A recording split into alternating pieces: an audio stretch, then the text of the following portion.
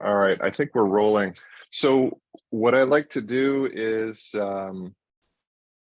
before we start with the intros, if there's anybody new that hasn't been jumped in with us before, it's always great to do intros, and I'll do one for myself. I'm Andrew Mearns, and I'm the working group leader for working group number 1. We focus on um, short range and smaller eVTOLs, and we're working on, everything from what we're all doing as manufacturers to how, we can best integrate the aircraft and our systems into the airspace and communities.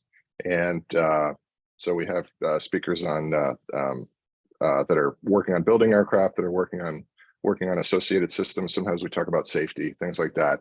And I'm the head of sales at Opener, and we're working on making a Part 103 compliant ultralight eVTOL called Blackfly, which, if you have any questions about the specs, it's right here.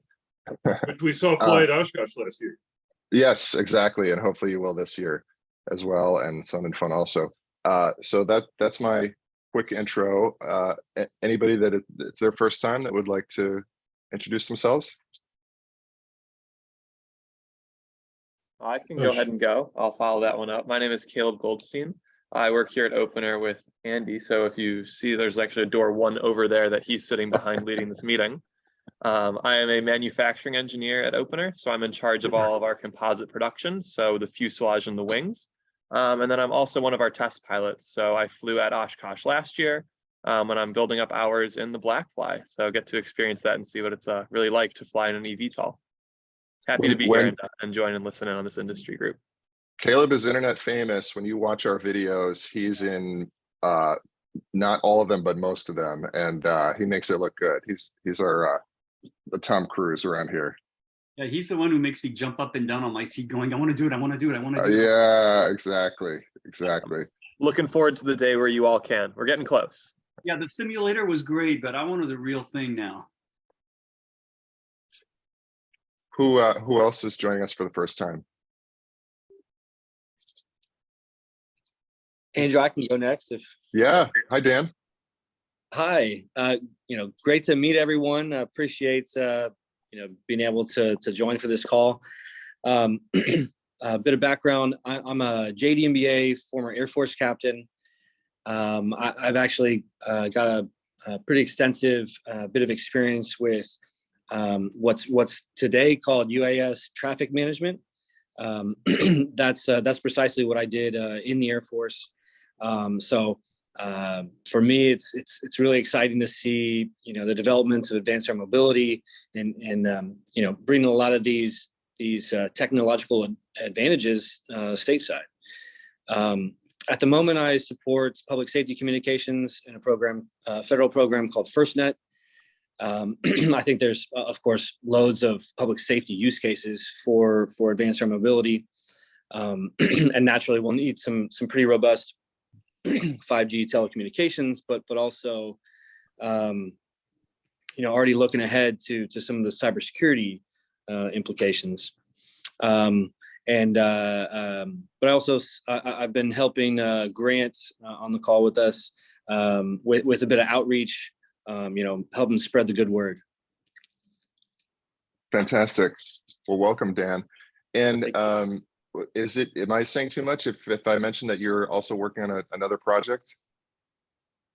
No, yeah, not too much at all. I was excited about that project. Yeah. So it's been interesting. To me, the public acceptance aspect is absolutely critical to all of this. When I was doing some research last year, I found, advanced air mobility didn't have a Wikipedia page. So certainly anyone on the call who, it's anyone can edit. So if something was said about your organization, that you didn't like, that it wasn't me who wrote it. If you did like it, that was me. Well done. But along the way, I can absolutely. I'll share the link on here. But then that really got me thinking.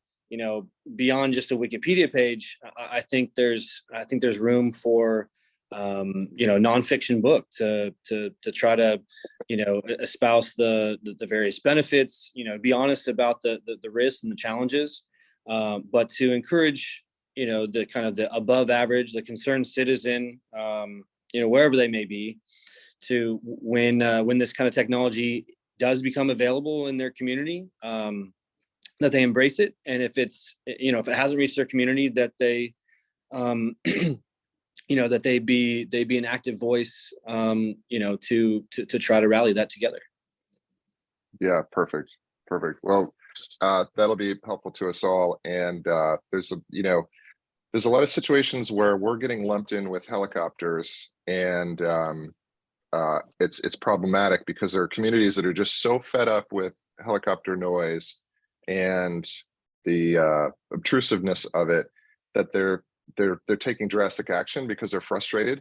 And in some cases, it's just so drastic and so sweeping that it's a situation where they're throwing the baby out with the bathwater. So if you look at the situation at with East Hampton Airport, I think it is, the people are furious out there because there's these helicopter tourism. There's people coming in and out with Sikorsky S-76s, which are, that's a robust, noisy helicopter. And, they're well-to-do people that just want to sit in their yard and have peace and quiet. And because they don't have a way to flip the switch to turn off the helicopter traffic, they're trying to shut down the airport. Similarly, I was talking to someone in Napa Valley about the idea of owning a VTOL, and he said, well, the regulations here are the county had said, anything that takes off or lands vertically is a helicopter, and no helicopters are allowed. So we're getting lumped in. It doesn't matter how quiet you are, it doesn't matter if you can see us, we're lumped in with that. So it's the work that you and Yolanka are doing in that area is vital, because we need to help people to start to understand we're on your side. We want it to be quiet. We don't want to be annoying, and there's an alternative that we're trying to put in place for you. But if you close down airports, then we can't do that, and then it forces more traffic to other areas. And so thanks for your work. Absolutely. Anybody else that it's their first time? I think it's Sheena's first time. Sheena, you just got outed. I did. I'm Sheena Banker. I am with Volatus Infrastructure. I do all of their public relations, communications, anything you see come from the company comes from me. And I actually had a really unique experience last week. I got to, so we're located in Neenah, which is like 10 miles north of Oshkosh. And the Black Fly is actually at the EAA Museum. So I got to school my oldest son's 3rd grade class in what an eVTOL is and future flight, and all of that last week when they took a field trip. So that was pretty fun. I love that. We've got to be the only company in the world that has not 1, not 2, but 3 aircraft prototypes in aviation history museums and has yet to sell an aircraft. Hey, that's all right. The kids got really excited when I told them they didn't have to have a pilot's license.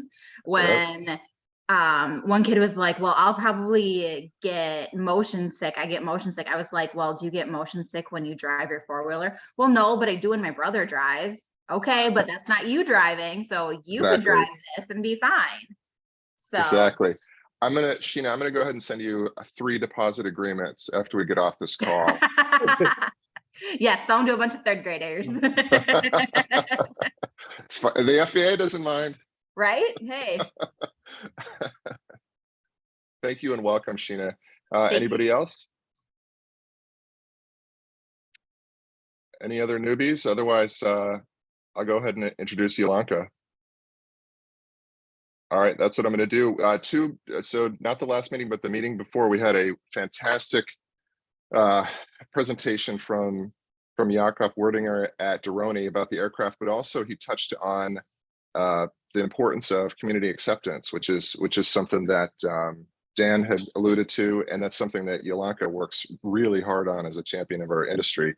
And so it got us thinking, that's super important, and that's something that we need to pay some attention to, because you know, the public doesn't always do well with new and different. If you look at electric cars, you know, that's it. Couldn't have been an easier transition, but the media tended to focus on, you know, little differences like battery fires. So they would report battery fires, and there was no equivalence where they would say, well, you know, there was, you know, one battery fire per 10,000 electric cars, even though there was 12 per same amount for internal combustion engine car. They don't report it that way. They just say this bad thing happened. So we have to be proactive about educating the public, and that's something that Yolanka and her group have been focused on, and we owe her a debt of gratitude for all the work that they've been doing, and we have a lot to learn from everything that she's been doing. She's the executive director of the Community Air Mobility Initiative, which we call CAMI. It's a nonprofit organization whose mission is to support the responsible and sustainable integration of aviation into community transportation through education, communication, and collaboration. That's something that we can all be doing in our conversations with friends and colleagues, and I think we have a lot to learn from Yolanka. So with that, Yolanka, take it away. We'd love to hear about what you've been doing, and so we can thank you for all the work that you have been putting into this. Great. Well, thanks, Andrew, and thanks for the invitation. I'm really excited to talk to you all.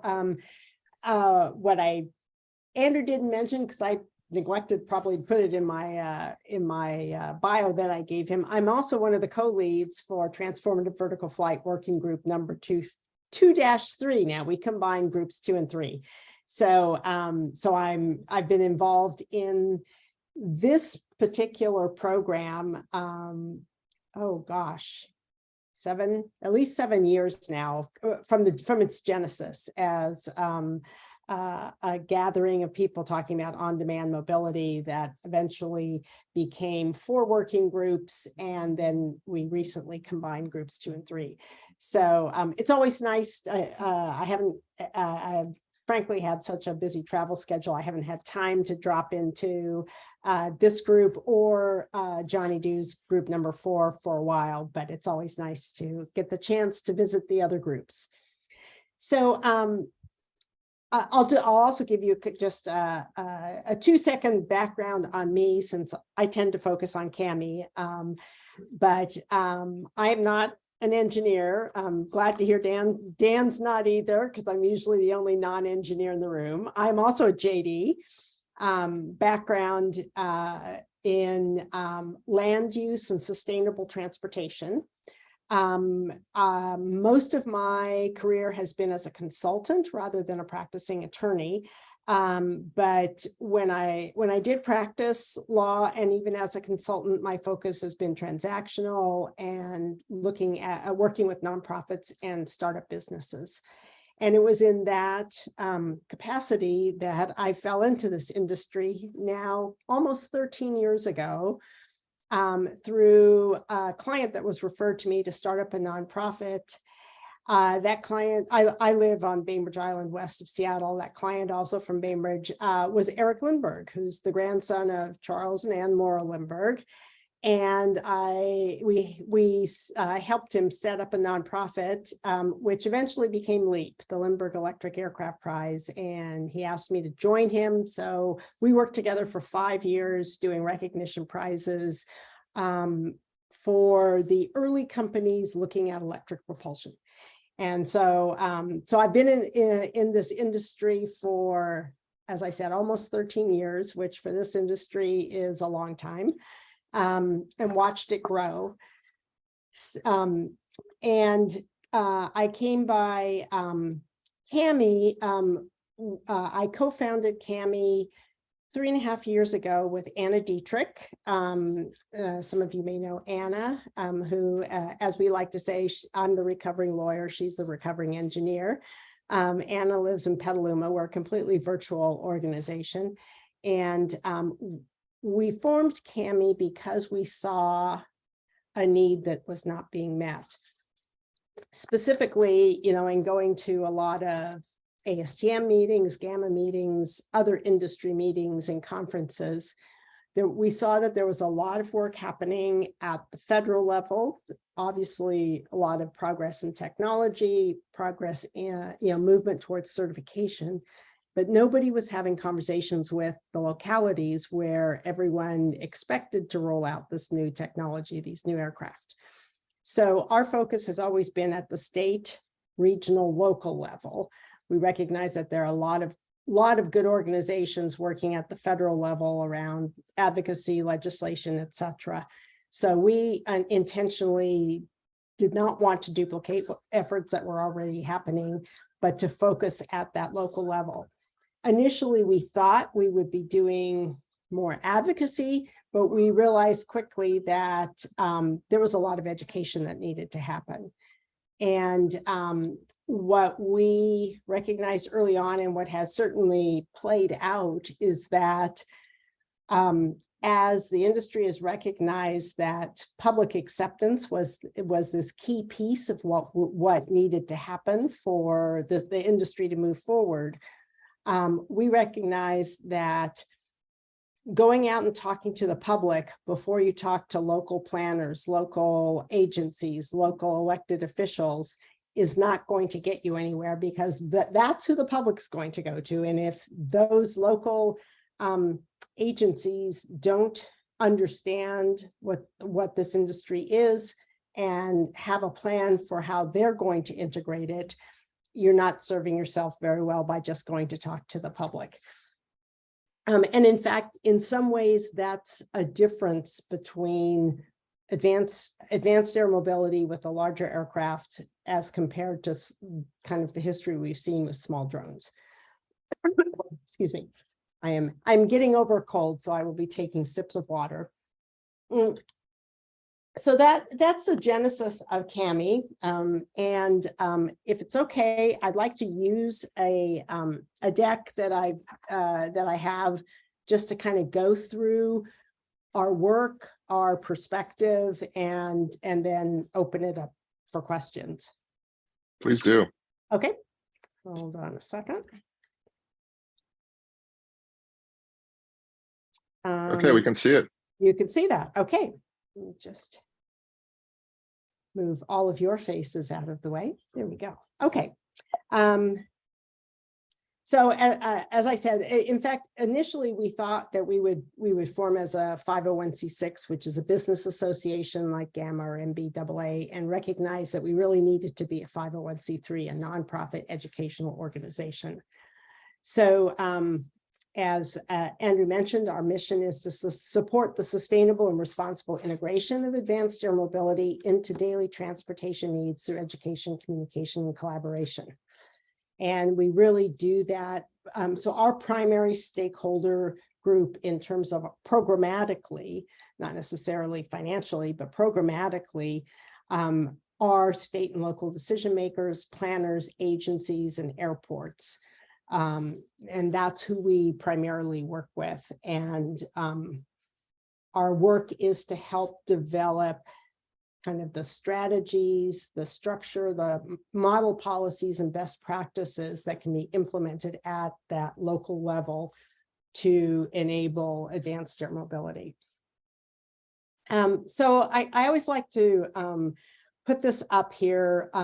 We talk about advanced air mobility, and Dan, now I'm really curious to go to your to your Wikipedia page, because there are a lot of different definitions out there. And we've recently had Congress in their legislation define advanced air mobility.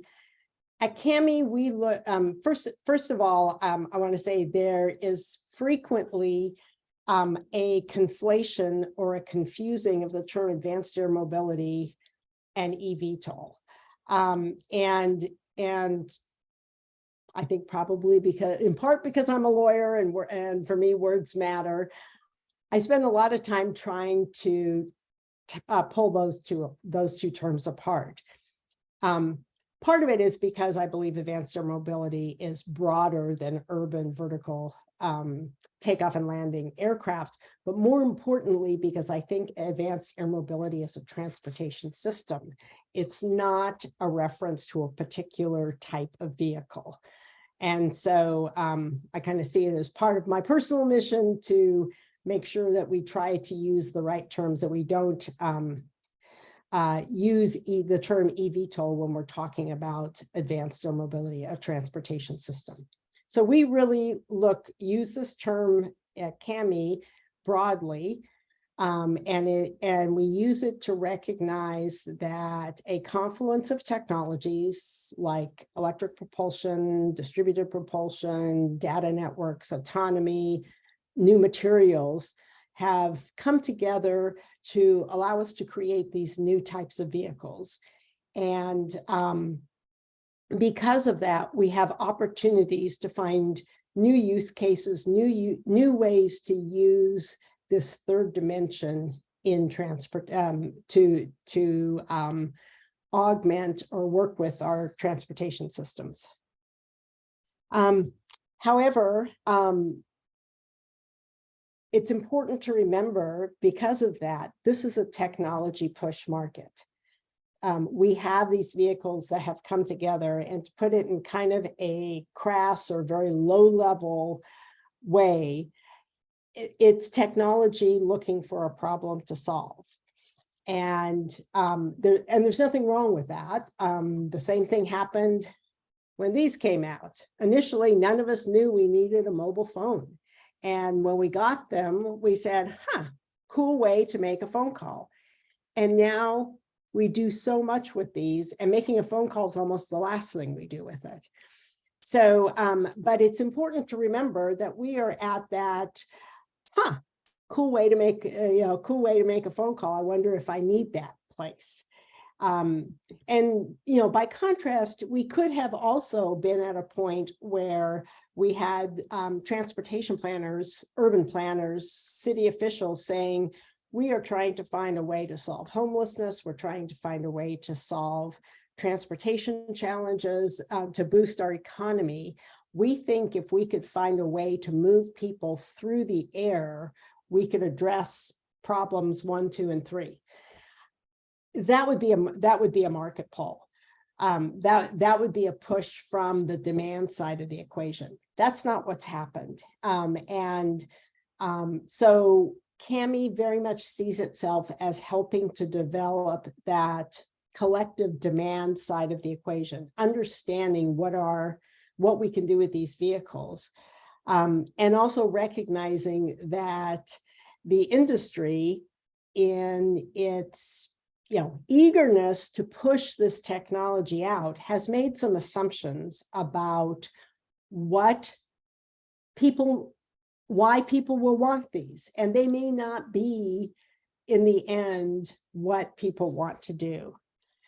So I think it's also important to remember, and I come from a transportation background, so I see this through a sustainable transportation lens, not an aviation lens. Aviation as a form of transportation has existed very much in its own silo. It has its own agency that regulates it, the FAA. It has its own set of stakeholders, as you can see in the circle on your right. And it isn't integrated with other forms of transportation. Oops, I apologize. I think I've got an advanced setting on this. So when you think about ground transportation, transportation agencies are very good at integrating and coordinating light rail with buses, with other forms of ground transportation, having multimodal hubs, connecting with active transportation. Aviation's never done that before. They have our legacy system functions out of airports that are, physically segregated. We have landside, airside. That doesn't exist like that in other forms of transportation. On the left-hand circle, we have a very different set of disciplines when it comes to transportation, when it comes to planning communities. And advanced air mobility is asking us to bring those two communities together, for them to understand what the other is and does, and figure out how to work together. Last year, UC Berkeley did a study of public sector perspectives on advanced air mobility. And I just want to, I think they sent the survey out to maybe 400 candidates, and they got over 100 responses that were a mix of public transit agencies, cities, metropolitan planning organizations, and state DOTs across the country. So I think it's really interesting to see some of the results. I'm just selected some, just a couple of things to pull out. So as you can see, when they responded to this survey about their key concerns about advanced air mobility, for cities, number 1 was noise and number 2 was equity. For metropolitan planning organizations, and for those of you who are not familiar with MPOs, they are the federally mandated entities that serve a region and do the planning for transportation for that region. Number 1 concern was equity, number 2 safety, and state DOTs the same, number 1 equity, number 2 safety.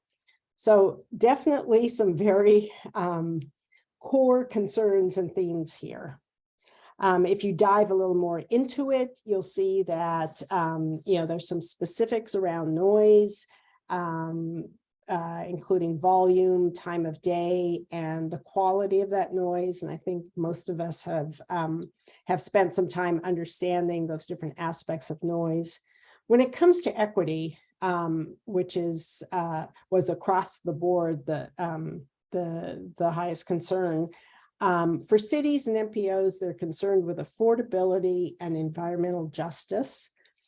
And state DOTs concerned with affordability and the economic impacts of vertiports on neighborhoods. And then another piece that's important is this multimodal integration. How, if we're going to use aircraft or a third dimension for travel within urban or regional areas, we need to figure out how to integrate that with public transit and shared mobility. That was really important to cities and MPOs as well as state DOTs. So, so it means that aviation needs to go beyond its kind of siloed approach of this is where this form of transportation exists and it's separate from everything else.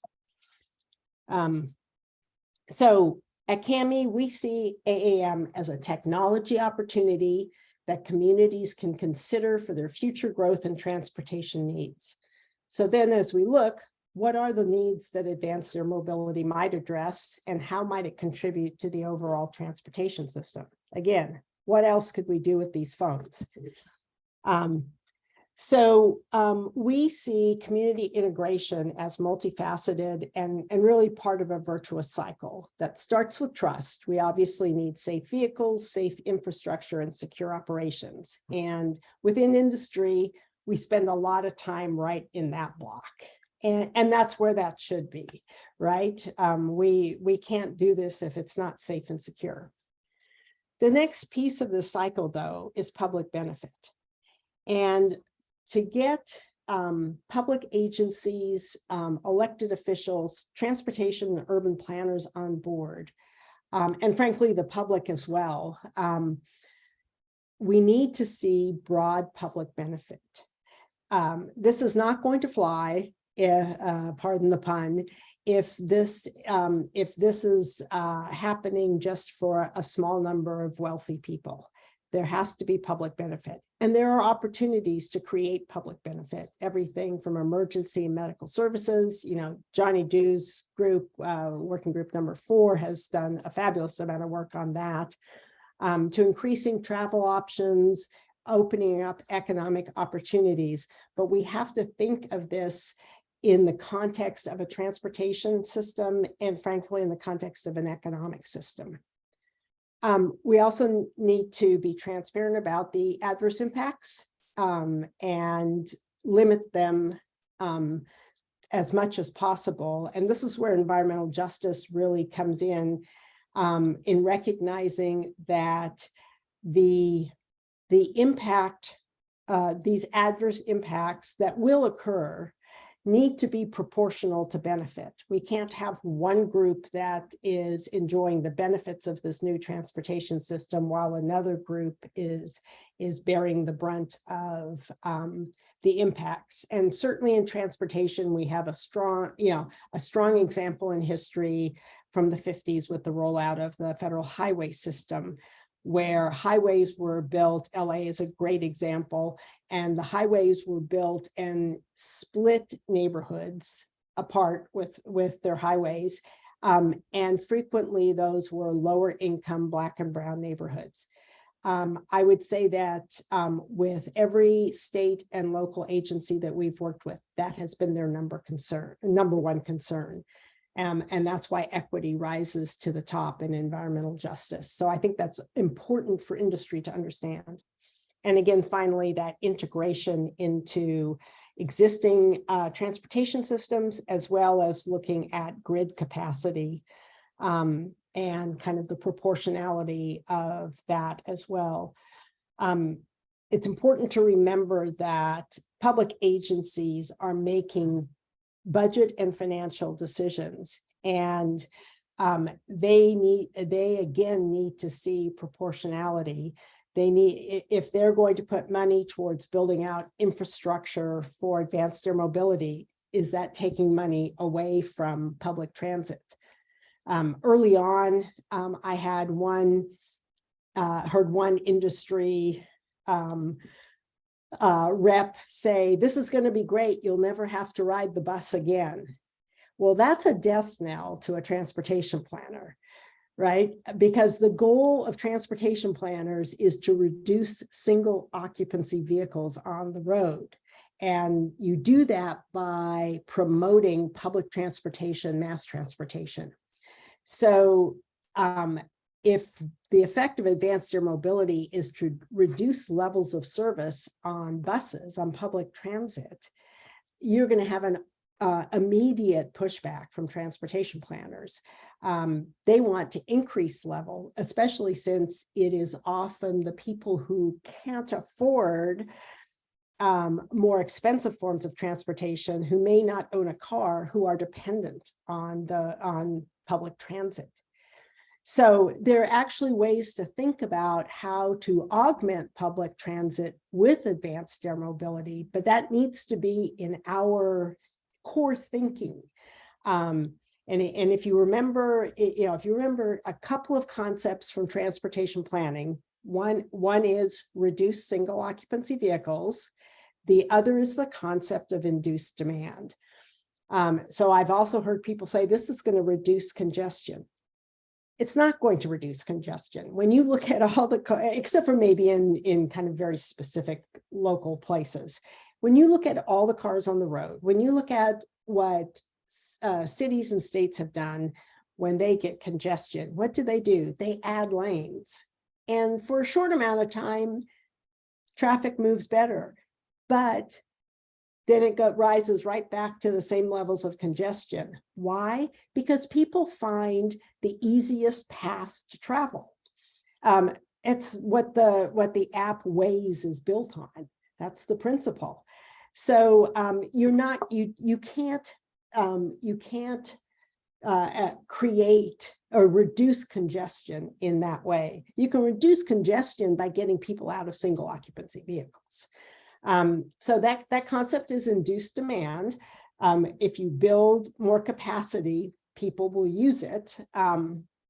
It induces demand. Those two principles are kind of core to transportation planning, and advanced air mobility as an industry needs to understand that when they think about how to integrate into transportation. I've already talked a little bit about multimodal integration, but it's really important that that infrastructure, planning, and operations of advanced air mobility all integrate with other forms of mobility, and in particular, not single occupancy vehicles. So we don't want to be thinking about building vertiports with big parking lots. We want vertiports that integrate with light rail and bus and active shared transportation like scooters. We want to integrate within the community so that vertiport becomes a valuable asset within its local community, not something that's placed there for somebody else to use. I'm going to talk a minute about equity. I could spend a lot of time on this, but the STEPS equity framework was developed by Susan Shaheen and Adam Cohen at Berkeley for USDOT. If you go to USDOT, you can read more about this. But it's the idea, and STEPS is an acronym for the 5 words: spatial, temporal, economic, physiological, and social. And the idea here is that there are many ways to think about equity. And I'm happy to share these slides with Andrew and make them available, or you have this recorded. So I would say you can spend some time reading this, but you need to think of equity challenges in a broad way when we think about how we ensure that we are not being inequitable as we try to roll out advanced air mobility. So there are a number of opportunities for advanced air mobility to ease equity challenges, including bridging spatial, topographical, and environmental gaps, reducing the mismatch between affordable housing and jobs, expanding access to employment, and adding economic opportunities to the neighborhoods around vertiports. But, and this is where you'll see some of those knee-jerk reactions at the local level, there are also challenges, including gentrification and displacement and accessibility, and that allocation of limited public resources. So as we work with agencies, we want to understand how we address all of those issues and what an advanced air mobility network system looks like that doesn't that addresses these issues.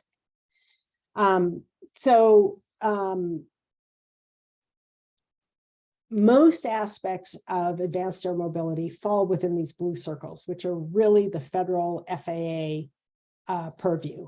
But there are a couple touch points where local regulation does impact this, including noise regulations, fire and safety, and also land use. And it's important to understand those touch points because the intersection of airspace access and land use policy is going to be key to bringing advanced air mobility into communities. So it's very likely that we may see cities develop policies that do things like expand affordability of advanced air mobility, subsidize but require operators to provide services to lower income populations, mitigate negative impacts, require public transit as a condition, connection as a condition for vertiport approval. I don't need to touch on that, but I do want to spend just a minute here. We've talked a lot about public acceptance, and public acceptance, frankly, was the concern that was the impetus for starting CAMI. But as CAMI has worked over the last 3.5 years, I've kind of picked up the banner to change the conversation.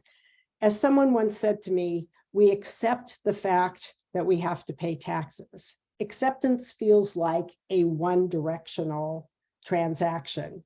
I'm saying you have to do this. You're accepting that you're going to have to do this. And if we continue to think of public acceptance as we're coming, you're going to have to deal with it, I think we're not going to do well. So we have changed this terminology to engagement. And I like to share this. This is from the International Association of Public Participation. It is their spectrum of public participation. I think it is our tendency in this industry to fall on the left here of inform, that one-way directional conversation. Well, it's not a conversation, verbalization. but which in many ways matches the kind of the culture and operations of aviation. But to be successful in implementing advanced air mobility, we really need to move right here to involvement, collaboration, and working with local communities, the public, but before that, the local elected officials, planners, agencies, to collaborate to figure out how can advanced air mobility as a mode of transportation fit into the larger transportation system. I've kind of said this is really about community relationship management and everything we need to, what we need to do to make sure that we continually manage that relationship. So a few concluding thoughts. We need more research and policy to guide equitable and sustainable advanced air mobility outcomes. And we need planning and policy to mitigate adverse impacts and maximize potential benefits. We really need to focus on multimodal integration, land use, environmental impacts, and social equity. And I think what's really critical is that we have demonstrations. We need our local communities to see what this really is, and for them to pick up the baton and become local leaders to implement advanced air mobility. Few things about CAMI. So our signature program is our Urban Air Policy Collaborative, which we started 2.5 years ago, I guess, 3 years ago. So the mission of this program is to develop a policy framework for local implementation of advanced air mobility. And we do that through the sharing of knowledge, discussion of issues, developing recommendations, and peer collaboration. Our principal program is our cohort program. We're just about to start our 5th cohort. The cohort is a 9-week curriculum for public agency and airport staff. We've had, I think, almost 30 jurisdictions, 100 staff through the program so far in the first 4 cohorts. You can see them across I'll say the continent, because we have had Canadian participation. This is what our curriculum currently looks like. So you can see that we take these staff and agency and airport staff through a couple of modules on the aviation fundamentals. We then go into multimodal integration, social equity, community engagement. We look at market and economic forecasting. We look at community and environmental impacts. We do a couple of units on planning that include vertiport locations, digital policy, autonomy, utilities, and energy, existing airports. We then kind of wrap up with roles and responsibilities and emerging best practices. So our next cohort starts in 3 weeks. If you or anybody you work with, if you're a public agency or airport and are interested, just let me know. The other piece of our UAPC program is our forum program. This year we plan to host a forum, online forum, every other month, 6 times. These are an 1.5-hour session that we pick a topic that is of interest to the group. The invitees are any current and past cohort members, all of our CAMI experts, and our CAMI members. And we bring in a guest presenter on a topic. So for instance, our last one was on autonomy.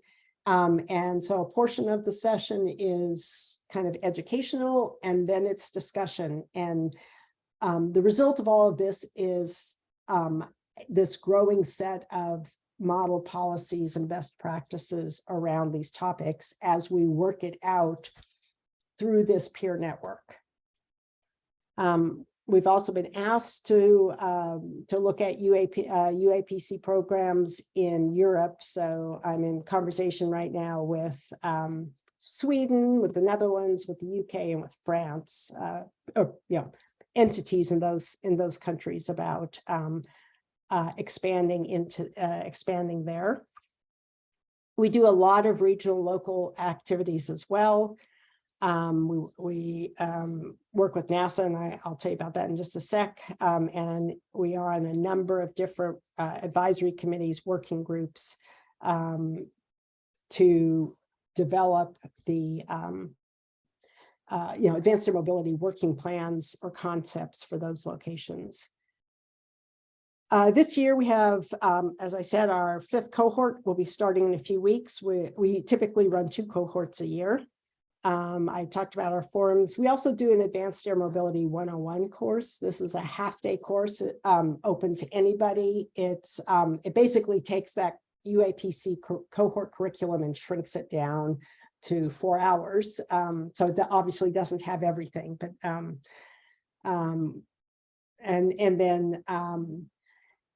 I don't know if any of you were at SFO in August for the Future of Aviation conference that was hosted by UC Berkeley and Caltrans.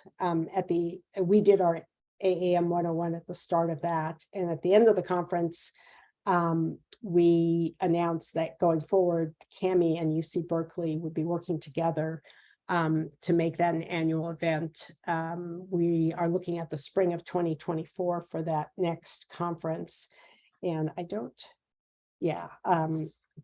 then we're going to do a series of regional advanced air mobility summits, which is kind of a combination of education and workshopping focused on a particular region. We did our first in Seattle in September.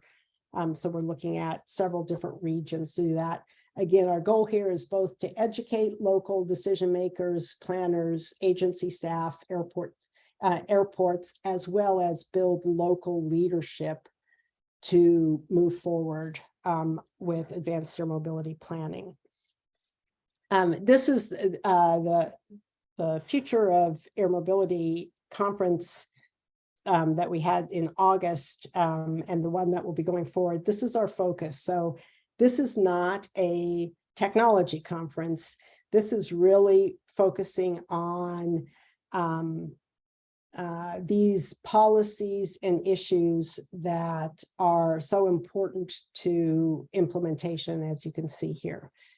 So there'll be more about that as we plan out this next conference. I think what we're looking at now is probably Washington, D.C. as a location and bouncing back and forth between East Coast and West Coast every year. We've done a number of publications, which you can find on our website.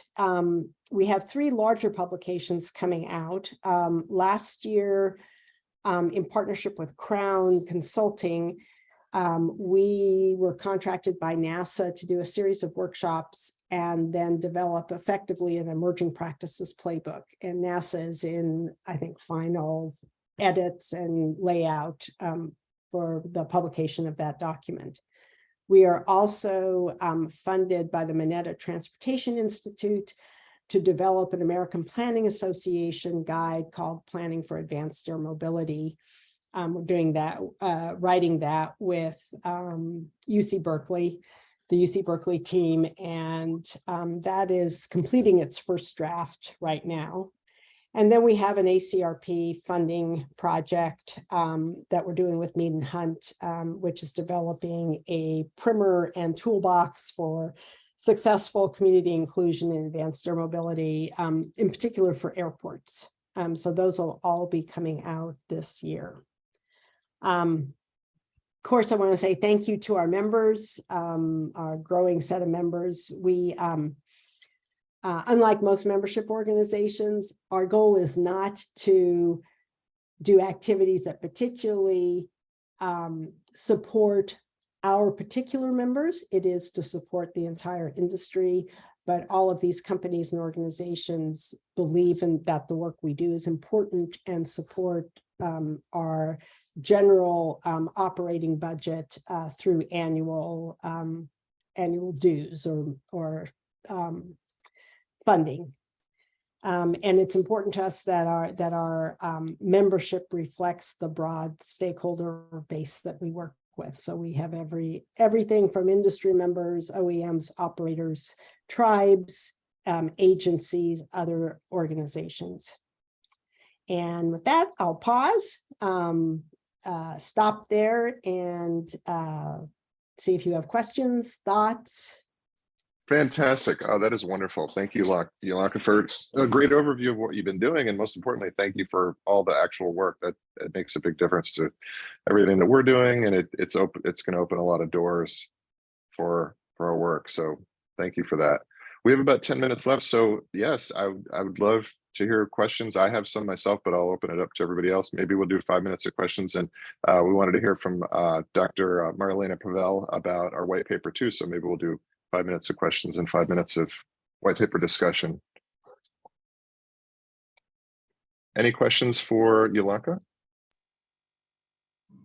And I will put our website and my email in the chat if anybody wants to reach out afterwards. Yeah, and to the extent that you have events that we can contribute to and join, I'd like to hear about them and let me know, and I'll distribute all that information to our team, because it's something I personally would be interested in, and I'm sure others would as well. We want to help you because you're helping us. Yes, I will definitely make sure to. I usually make sure to loop all the leads from the TVF groups. And speaking of which, hi Johnny. You've been great about that. Well, I'll open up with a question or a comment. You had noted that it's important and helpful for us to be involved in supporting public safety and public service. And that's something that Johnny's working group number 4 has been focusing on. What's your advice on how we can do that? What's the best way for us to get in and make an impact with public service? And why should we want to do that? Yeah, great question. So yeah, Johnny's done a lot of work around Johnny and Johnny's group, I should say, around public service use cases. What I think is interesting, in particular with this group, when you're looking at personal vehicles and personal and recreational use, I think it's at least initially more challenging to kind of address those broad public benefit challenges.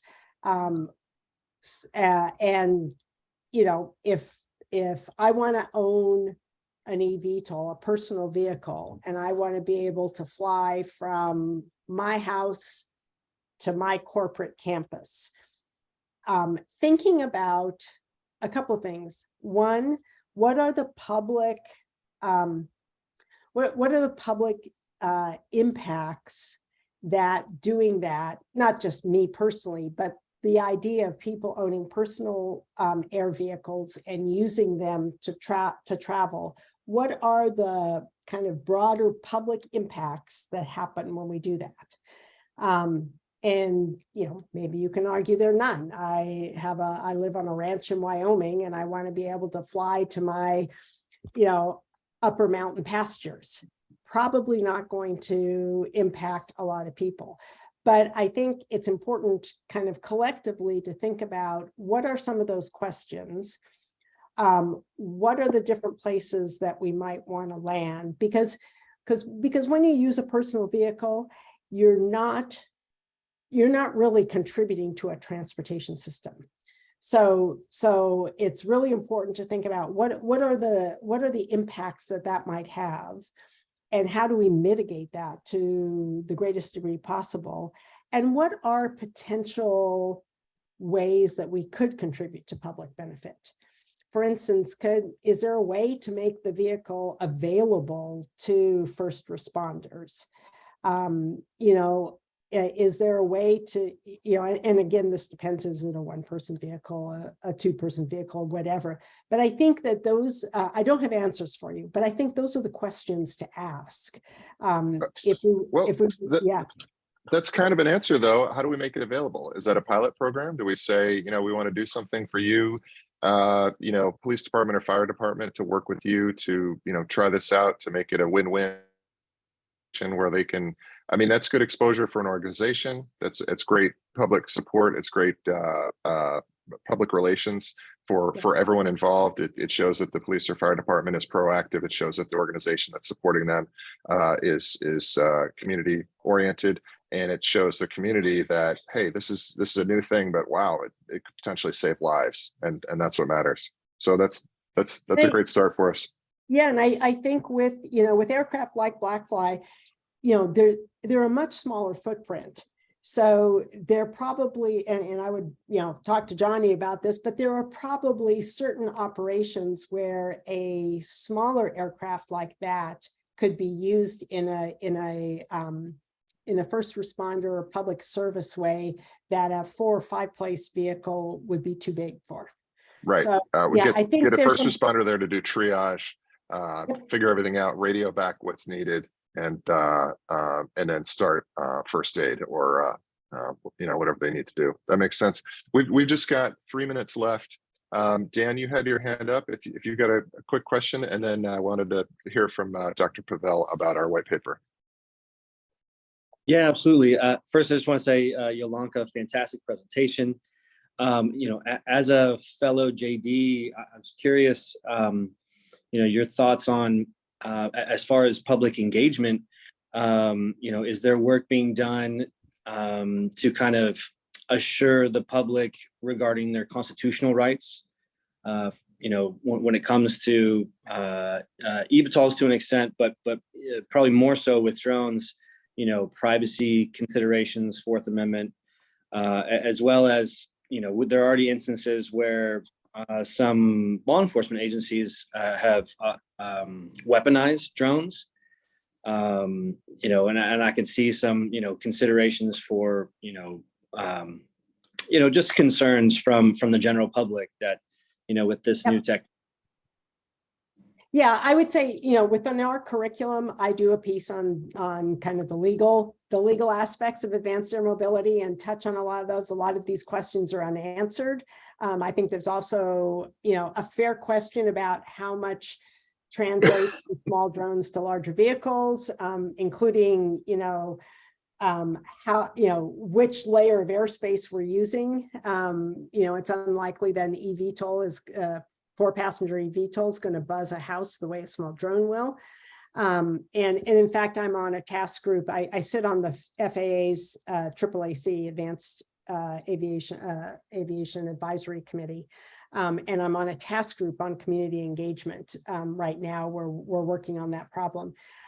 So it's a great question. And yes, we're starting out educating the local officials and public agency staff, but yes. Thank you. Fantastic. Wonderful presentation. This is going to be ongoing throughout the rest of our careers, and we want to support you in any way that we can. So please do keep us in the loop. I'm personally interested in it, and I think others will be as well. So thank you for all you're doing, and thank you for the presentation today. This is wonderful. So with that, we just have a minute left, and Dr. Pavel, you've been busy working on organizing the white paper, doing writing, and I wanted to hear from you, and thank you as well for the work that you're doing. So good afternoon from Delft in the Netherlands, and thank you, Yolanka. It was a very nice presentation. I enjoyed it, and good points. So it gave me inspiration for what we are putting. So just to say to you, I had this Christmas break, and so I had some days off. And I took some time to put actually together what we have up to the moment for TVF1. So I created a document which I uploaded in our Google Drive, and is based on all the subsections that we wanted to create. So just on what is the goal of the TVF1, recreational personal vehicles, and then going regulation certification, what are the power sources, and then some case studies. And I put them together exactly how I did with Johnny in our white paper, and that gives us a bit more a view on what we are at the moment. Love it. Wonderful. Yeah. I've in the meeting chat, all the way at the top, I've got our working group website, and then the second link is to the Google Drive, and that's where Dr. Pavel's added a folder. I think it's under the white paper folder. Is that right? Yeah, white paper. I created white paper versions. I create Great. a new folder. Perfect. So let's So all there take a are look white at that. paper section and white paper versions, and Great. there is the first version. And we're looking for contributors. If you look under that folder, you'll find a white paper outline and section contributors folder as well. And there's a place to sign up for the various sections. And we want to hear from you. There's fame and fortune available here, as Johnny and Marlena and others know from their work on Johnny's published public services white paper, which was excellent. So let's hope that we can contribute now. I will work on the versions. I will make it even nicer and even more to the point. Let's say in January you have ended the conference, so you go Yes. to which is good again. So you are going Yes. to present the group work. That's right. That's right. And we'll be looking for more contributors. And I encourage everybody on the call to put the word out that we're looking for more contributors to get involved, to talk about their projects, their aircraft, and their initiatives. Cool. Anything else before we sign off? Thank you very much, Yolanka. Thank you very much, Marlena. Thank you, everybody, for joining in today. And thanks for all the work you're doing in the eVTOL and AAM worlds. Thank Okay, you. the next Thank you, Thursday, working group 4 meeting. And this is a super lead into our follow-up discussion next week. Perfect. Perfect. See you guys. Bounce me the details and I'll send it to the team, Johnny. I want to Will do. jump in on that. Absolutely. Take care. Thanks, you. everyone.